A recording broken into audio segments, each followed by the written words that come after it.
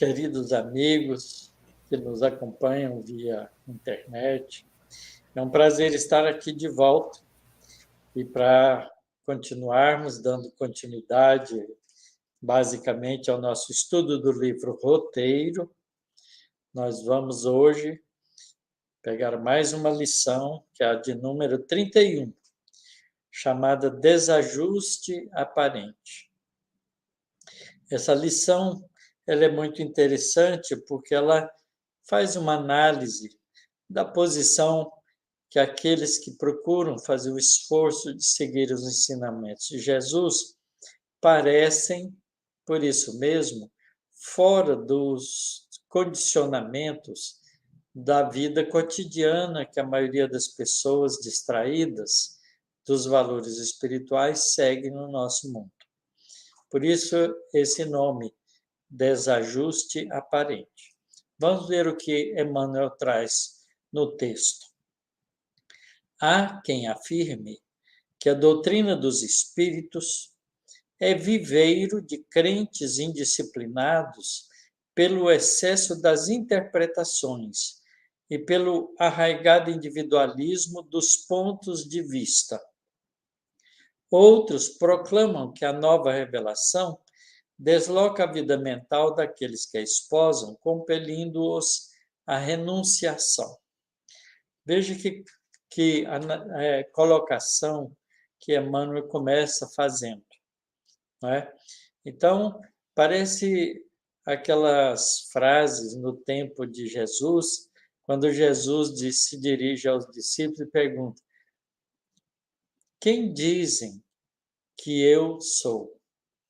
E aí as pessoas, né, os discípulos respondem, uns dizem uma coisa, outros dizem outra, e aqui é a mesma coisa.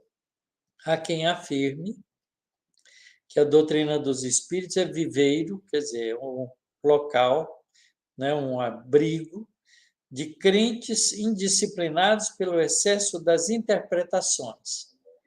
Quer dizer, claramente nós que somos espíritas buscamos entender as coisas. E por isso questionamos. E ao questionarmos, buscamos o entendimento. E parece com isso que nós temos excesso de interpretações dos ensinamentos espirituais que nos chegam. Outras pessoas acham que a nova revelação tira o indivíduo, né, da vida mental que esposam, colocando-os em outra posição, que é a posição de renunciação, porque a gente começa a compreender na doutrina espírita que os objetivos primordiais da vida são os valores espirituais. Então, desloca o nosso objetivo não para a vida material, mas para a vida espiritual, abrindo mão de muitas coisas da vida material. Hoje mesmo, né, no Facebook de alguém, que eu às vezes dou uma olhada, tinha lá uma frase desse tipo, né, colocando, né, quem não precisa de dinheiro, por favor, não responda usando aí uma série de palavras. E não tinha a palavra não. Então eu respondi, eu não preciso. E parece estranho uma pessoa que vive no planeta Terra dizer que não precisa de dinheiro. E realmente a gente não precisa de dinheiro. A gente precisa de trabalho, porque o trabalho é que traz todas as coisas. Mas é uma maneira de pensar diferente. Parece que a gente está renunciando à vida material. Tais enunciados, porém, diz Emmanuel, não encontra guarida nos fundamentos da verdade.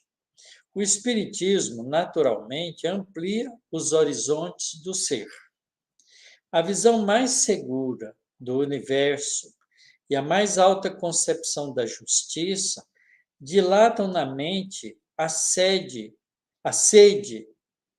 o desejo de libertação para mais altos voos do espírito e a compreensão mais clara, aliando-se à mais viva noção de responsabilidade, estabelece sublimes sentimentos para a alma, renovando centros de interesse para o campo íntimo, que se vê de imediato atraído para problemas que transcendem, extrapolam a experiência vulgar. Essa frase dele, essa colocação dele é muito importante, porque nos faz exatamente isso, buscar uma compreensão mais ampla. Ao invés de a gente pensar que a gente vive aqui na Terra e tem que aproveitar a vida enquanto a gente tem a vida, na busca das coisas, dos prazeres da vida material, a doutrina espírita nos amplia a visão, fazendo então uma visão mais segura do universo e uma concepção mais alta da justiça, que dilatam na mente o desejo, a sede de libertação para mais altos voos do espírito. Muito interessante essa colocação que ele põe. Realmente, continua ele, para quem estima os padrões convencionalistas, com plena adaptação ao menor esforço, não será fácil manejar caracteres livres nos domínios da fé, porque os desvairamentos da personalidade invariavelmente nos espreitam, tentando-nos a impor sobre os outros o tacão do nosso modo de ser. Então, esse é um outro aspecto interessante. A doutrina espírita nos faz compreender que cada criatura é um mundo por si só e que, por isso mesmo, tem todo o direito e liberdade de buscarem o próprio caminho. Por isso, deixamos de ter o direito de impor sobre os outros o nosso modo de ser. A gente passa a respeitar os nossos semelhantes, porque eles são criaturas que precisam do mesmo respeito que nós desejamos. Então, outra vez, a mudança de concepção. Dentro da nova revelação, todavia, não há lugar para qualquer processo de cristalização dogmática ou de tirania intelectual. A imortalidade desvendada convida o homem a afirmar-se o centro espiritual do aprendiz, afirmar-se, e o centro espiritual do aprendiz desloca-se para interesses que transcendem a esfera comum, a vida cotidiana, os objetivos imediatistas da vida.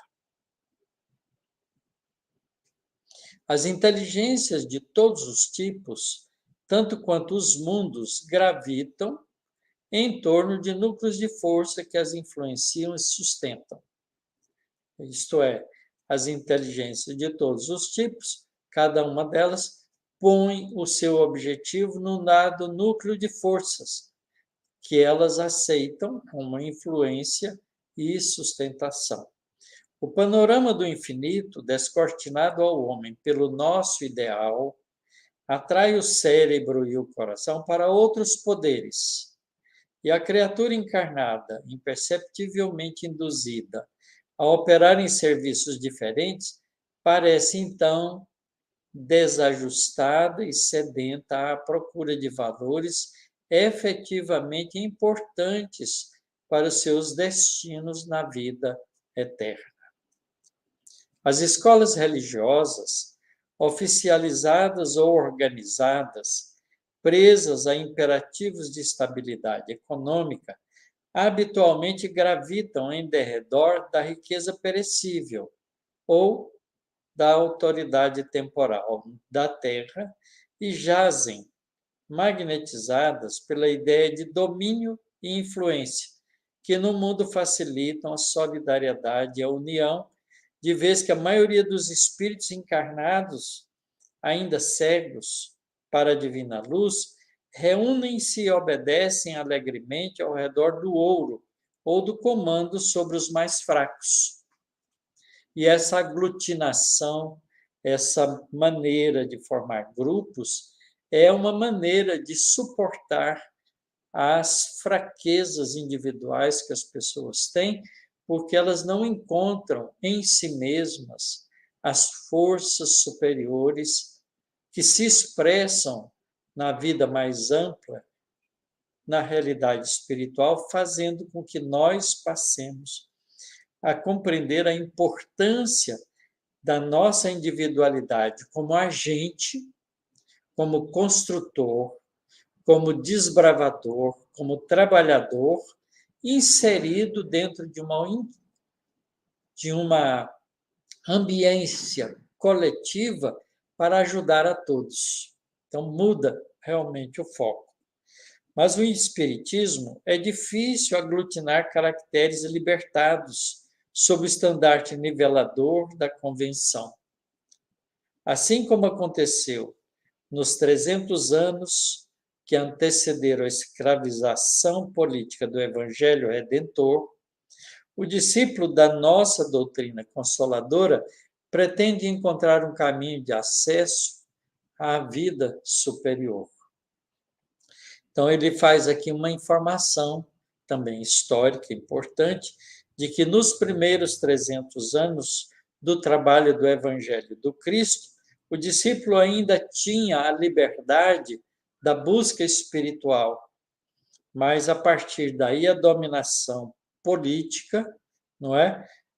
Modificou o comportamento do discípulo, né? Passando a fazer trabalhos de obediência a um interesse imediatista da vida, comandada pelos poderes da religião instituída. Diferentemente, o discípulo da doutrina espírita, da doutrina de consolação, pretende, diferentemente, encontrar um caminho de acesso à vida superior.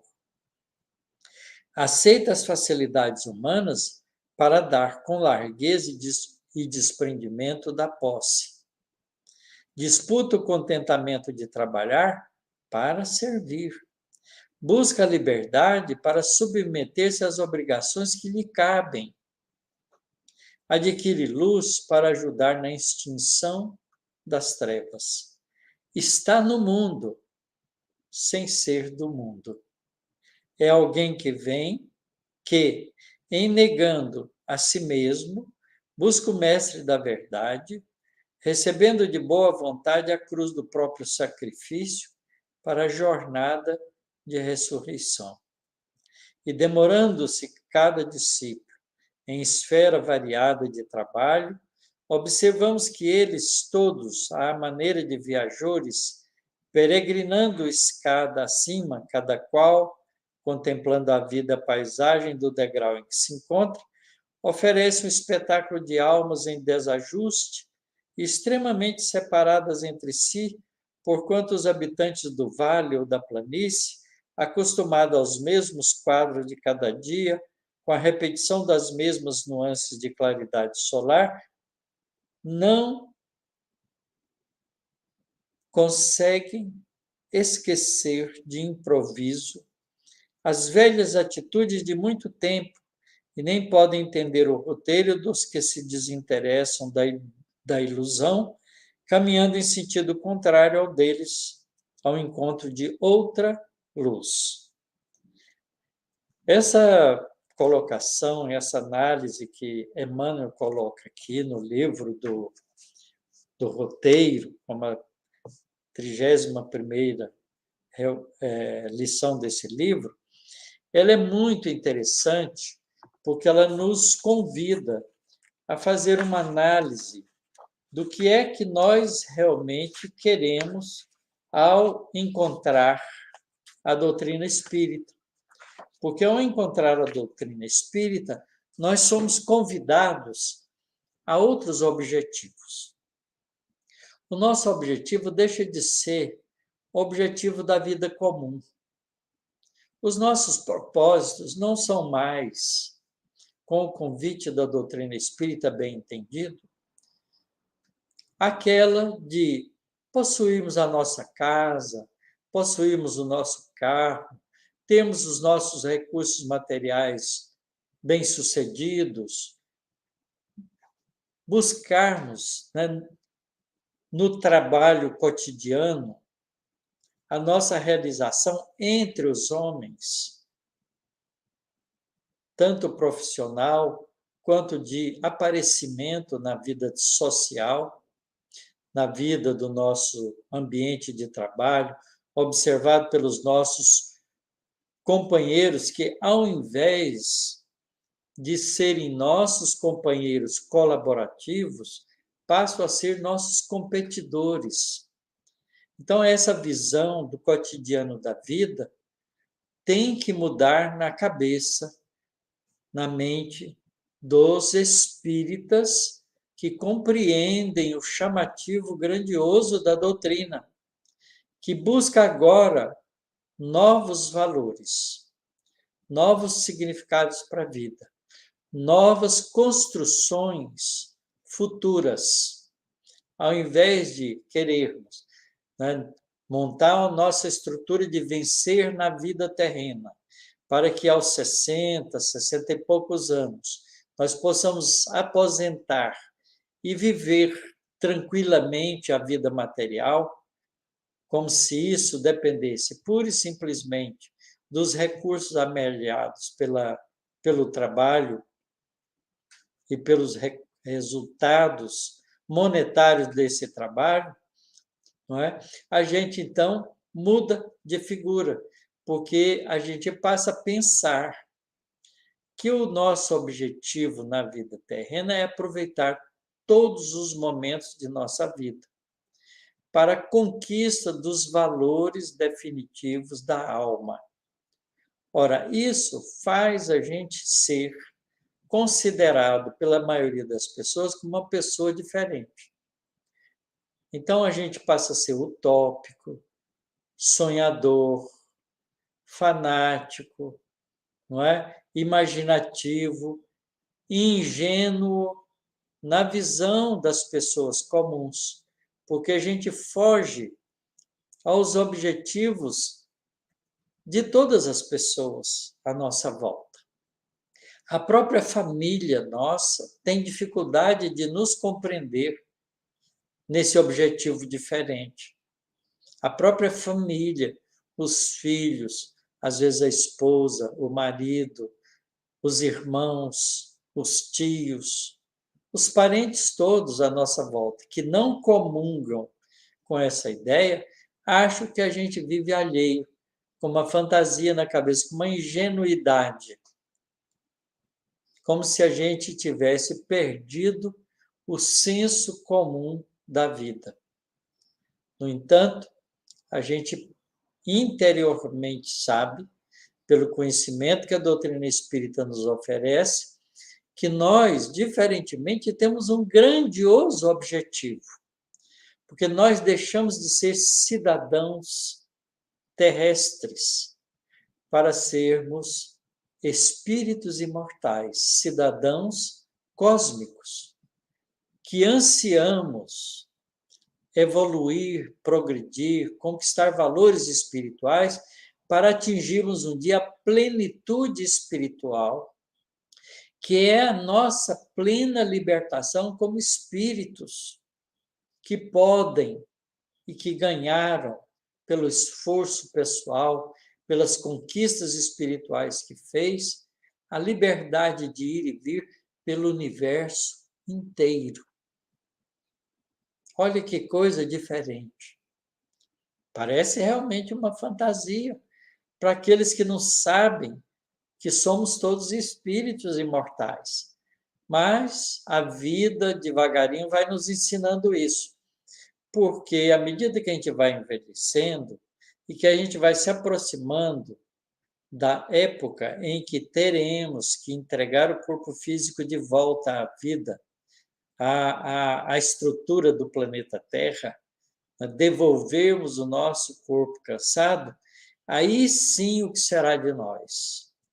Não teremos nenhuma perspectiva se pensamos que somos apenas a vida terrena.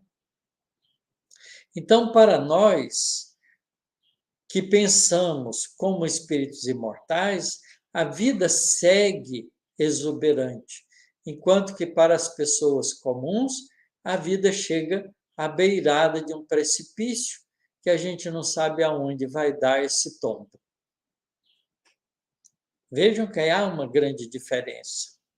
Então, enquanto na vida terrena, nós espíritas que buscamos seguir os ensinamentos da doutrina, de compreendermos os ensinamentos de Jesus e seguirmos o nosso mestre, como o nosso guia e modelo, seremos então considerados pelas outras pessoas como pessoas desajustadas da sociedade. Mas esse desajuste, como diz Emmanuel, é aparente. E aí a gente tem que ter convicção firme para que nós não nos deixemos influenciar por esse julgamento imediatista que a sociedade faz de todos nós. Veja como é importante. Quer dizer, nós passamos a viver uma vida interior solitária, porque no meio daqueles a quem amamos, na grande maioria dos casos, porque as famílias ainda não são espiritualizadas, nós sentimos no meio da nossa família como se nós estivéssemos sozinhos. E isso parece desafiante para nós, porque nós não queremos ficar sozinhos. Mas nós não podemos mudar a cabeça daqueles que convivem conosco, porque eles são o que querem ser. Do mesmo jeito que nós queremos ser o que nós escolhemos para nós. E esse respeito à individualidade, à liberdade de cada um, é uma das primeiras conquistas importantes que a doutrina espírita nos oferece. O livre-arbítrio bem compreendido representa para nós a grande dádiva do nosso Pai Celestial, que Ele mesmo, em respeitando o livre-arbítrio que Ele nos oferece, deixa-nos seguir o caminho que cada um deseja. É o Pai amoroso que convida, mas não exige e nem cobra, porque sabe que as suas leis sábias lentamente vai conduzir cada um de seus filhos a esse grande objetivo, porque ele deve ser uma conquista pessoal. Então, meus companheiros, meus irmãos que estão aqui junto comigo, refletindo sobre esses ensinamentos que Emmanuel nos coloca, faz com que nós, juntos e isoladamente, pensemos com claridade nas nossas decisões como espíritos imortais que já sabemos ser.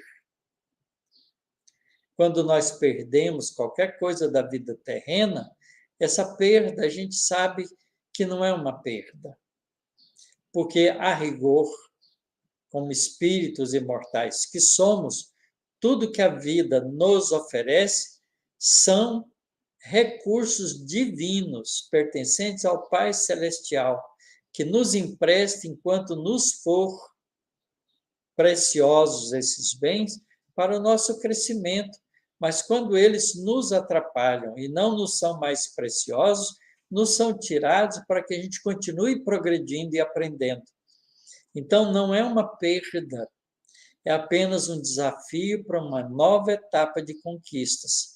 Então, perder um carro, ser roubado na rua, entrarem ladrão na nossa casa, levarem os nossos bens, ameaçarem a nossa vida física, tudo isso faz parte de momentos transitórios, que não tem maior significado senão o de nos treinar para o desprendimento da vida transitória e a nossa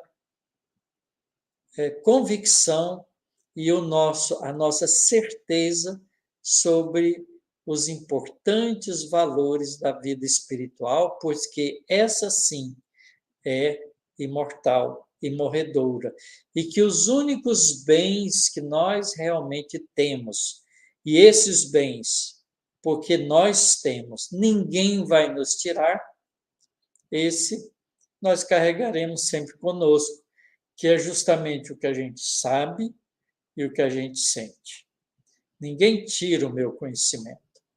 Ninguém rouba de mim aquilo que eu sei. Ninguém tira de mim as habilidades que já conquistei.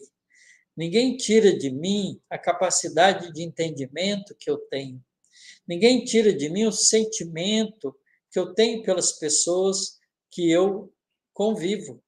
Se eu amo alguém, não é pelo fato dela ficar aborrecida comigo que eu vou deixar de amá-la, porque esse sentimento é meu, não é dela. O sentimento dela é dela. Se ela tem essa correspondência comigo ou não, isso é problema dela, não é meu. O meu problema, o meu recurso, a minha conquista é aquela de oferecer o que eu tenho dentro de mim. O meu sentimento, portanto, é meu, ninguém me rouba. Então, essas convicções dá para a gente uma tranquilidade muito grande na vida. E a gente vai se preparando para passar por essas provações de aparente perda da vida material como treinamento para a libertação definitiva das coisas ilusórias, transitórias, passageiras da vida terrena.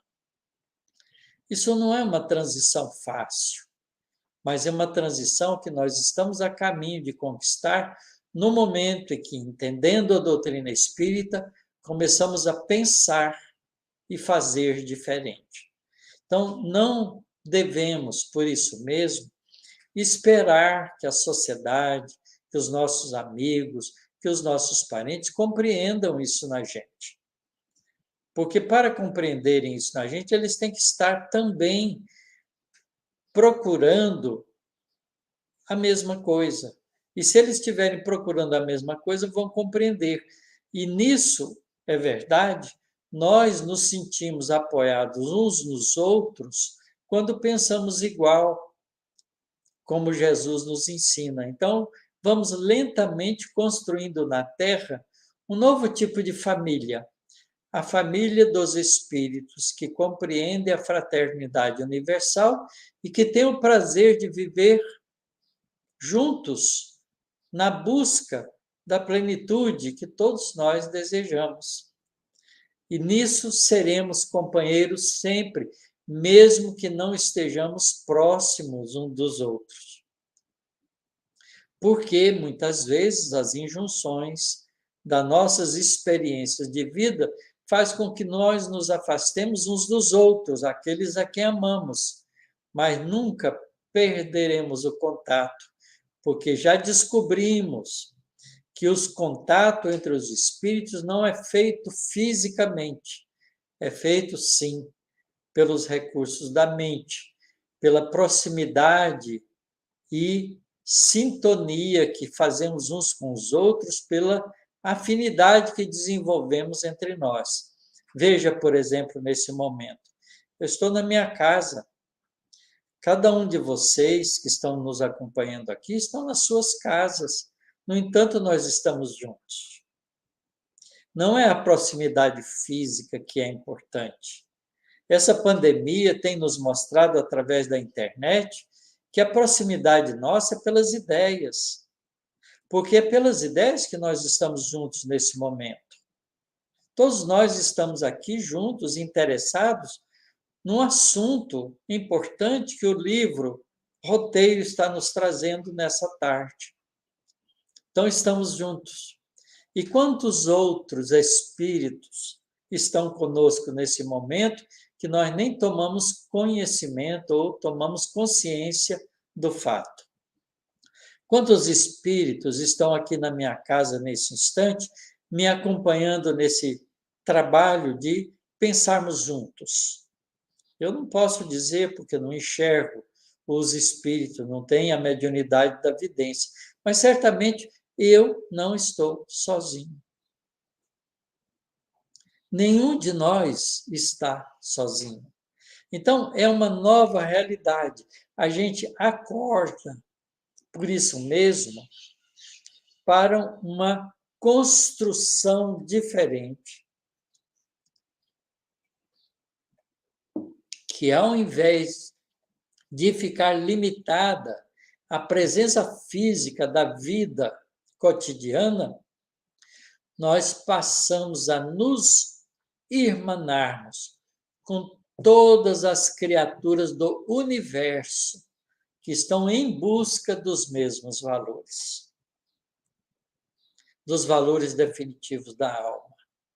Quantos planetas habitados existem por aí? Porque a nossa concepção de universo também muda. Nós não somos o único planeta habitado por espíritos. Quantos planetas existem habitados por espíritos fazendo o esforço que estamos fazendo? Estamos todos juntos numa família muitíssimo maior do que aquela que a gente imagina. E essa corrente de pensamento, né, une-nos a todos numa força, numa energia construtiva que nos faz sentir cada vez mais pleno, integrado com as forças superiores da vida. Então, é uma busca realmente diferente e é um desajuste aparente com os objetivos pequenos, materialistas, ilusórios da vida terrena de ter. Ao invés de nós fazermos o esforço de ter, começamos a fazer o esforço de ser.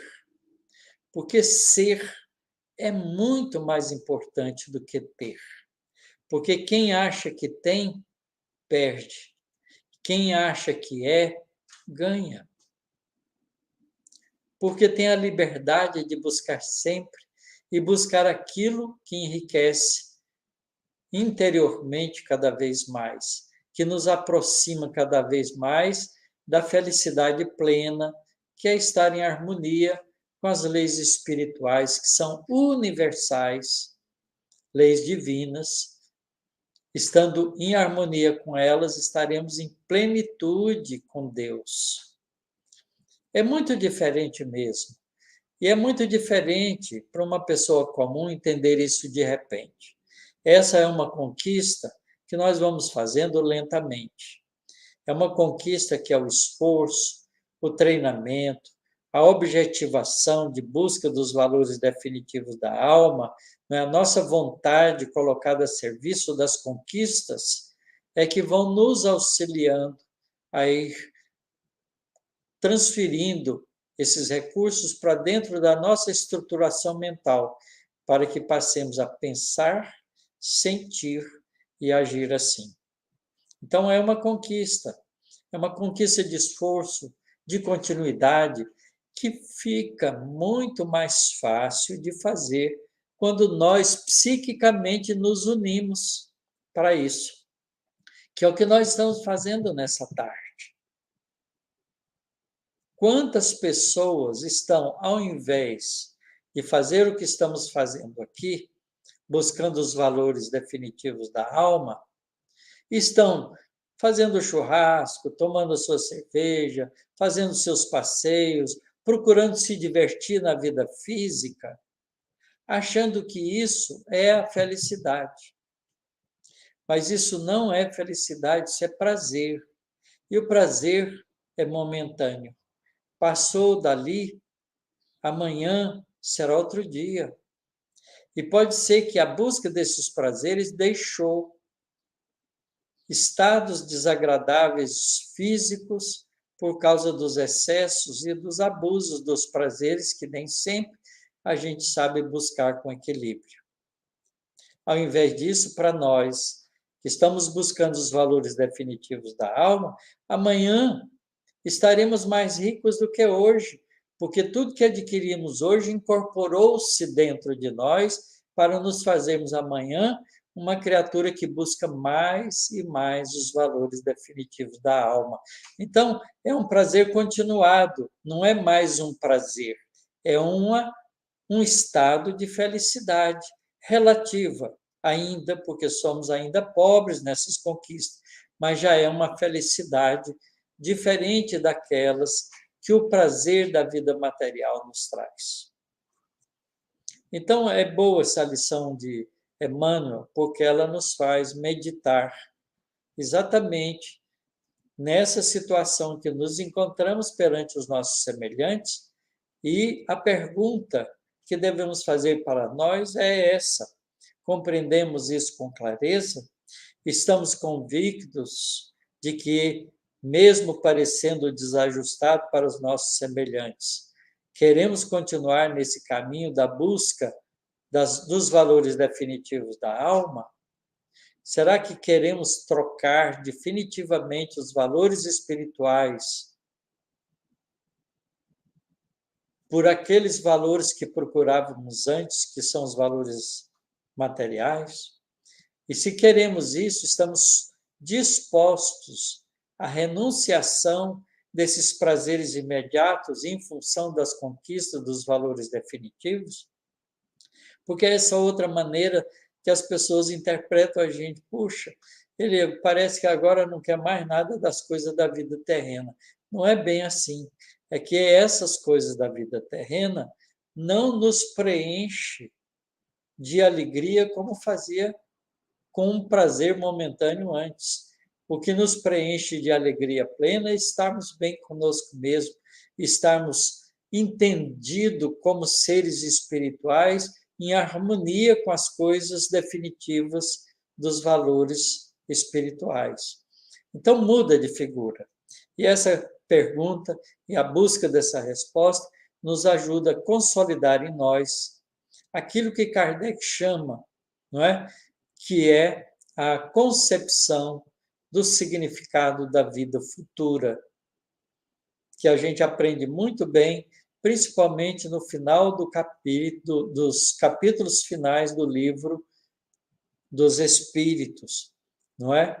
Onde a gente, então, está buscando os recursos dos valores espirituais, da lei de justiça, amor e caridade.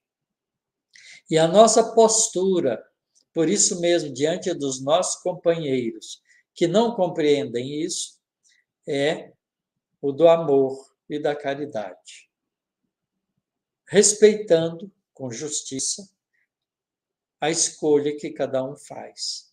Orando, servindo, auxiliando, na medida do nosso esforço, na medida do possível, para que eles possam também um dia descobrir os verdadeiros tesouros do céu.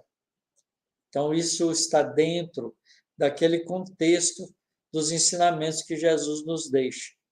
Não buscai os tesouros da terra, porque os tesouros da terra o ladrão rouba, a ferrugem corrói e a traça come.